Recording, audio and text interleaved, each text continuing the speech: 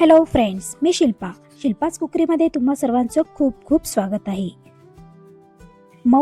मऊसूत रवा दाणेदार असा प्रसादाचा शिरा किंवा गोडाचा शिरा आज आपण इथे बनवणार आहोत. एकदम सोप्या पद्धतीत व परफेक्ट मेजरमेंट इथे मी सांगितलेला आहे. हा जर शिरा तुम्ही अशाच पद्धतीने केलात तर एकदम मऊसूत होईल व अजिबात चिकट होणार नाही व जिभेवर ठेवताच लगेच विरघळेल. तर पटकन रेसिपीला सुरुवात करूया.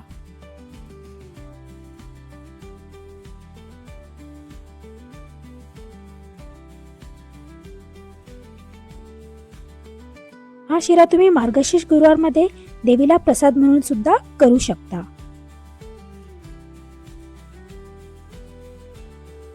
तर इथे मी 1 कप म्हणजे 250 ग्राम इथे रवा घेतलेला आहे आणि 150 ग्राम इथे मी तूप घेतलेला आहे. इथे मी 1 कप दूध, त्याच्यामध्ये केशर टाकलेला आहे आणि सुकामेवा थोडे घेतले. तर सर्वप्रथम आधी आपण इथे थोडेसे तूप गरम करून घेऊया. अर्धे तूप मी इथे टाकलेलं आहे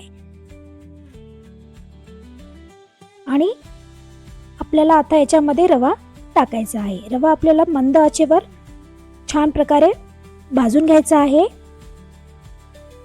आपण जेव्हा रवा तुपामध्ये टाकतो तेव्हा तूप आपले छान गरम असायला पाहिजे, म्हणजे आपला जो रवा आहे तो पटकन फुलतो व हलका होतो. जर आपण इथे थंड तुपामध्ये टाकला तर आपला रवा भाजत नाही. इथे मी 1 कप साखर घेतली आहे. पाव किलोला थोडीशी कमी आहे.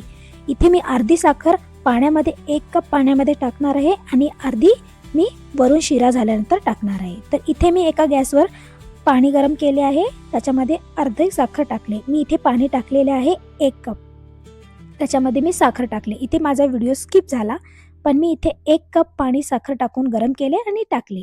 तुम्ही पाहू शकता आपला जो रवा आहे एकदम छान प्रकारे फुललेला आहे.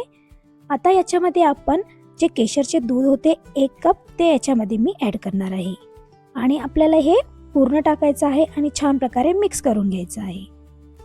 आपण जसा रवा भाजतो त्याच्यावर आपला शिरा तसा बनतो, हे त्याच्यावर आपला अवलंबून असते. तर आपल्याला रवा कधी पण मंद आचेवर भाजायचा आहे. मी इथे अर्धा कप साखर ठेवली होती, तर ही आता मी साखर याच्यामध्ये टाकते आणि अर्धे मी तूप ठेवले होते ते पण आपण याच्यावर टाकू. असे केल्यामुळे जो आपला रवा आहे आणि शिरा जो बनतो तो खूप हलका होतो आणि खायला पण खूप जास्त टेस्टी लागतो.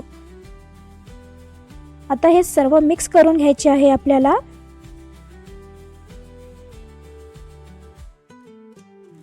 इथे मी पाव किलोला थोडी कमी साखर घेतली आहे. जर तुम्हाला जास्त पाहिजे असेल तर तुम्ही पाव किलो साखर टाकू शकता. नंतर आपण इथे इलायची पावडर टाकायची आहे आणि याला छान मिक्स करून घ्यायचे. गरम पाणी या रव्यामध्ये घालताना थोडे हळू घालायचे आहे, कारण जो रवा आहे तो एकदम फुलून वरी पण येऊ शकतो, त्यामुळे हाताला पण पोळू शकते. त्यासाठी आता इथे मी बदाम आणि पिस्ता इथे किसून टाकणार आहे. बरेच जण इथे फ्राय करून टाकतात, मी किसून टाकणार आहे. मी पिस्ता किसत आहे. आता इथे बदाम पण किसणार आहे. किसून टाकलेला हा रव्यामध्ये खूप छान टेस्ट, अलग प्रकारची टेस्ट येते. तुम्ही एकदा अशा प्रकारे हा शिरा करून पहा.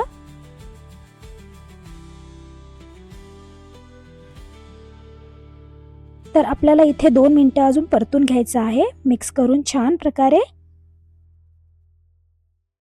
मंद आचेवर हा शिरा आपल्याला वाफवून घ्यायचा आहे.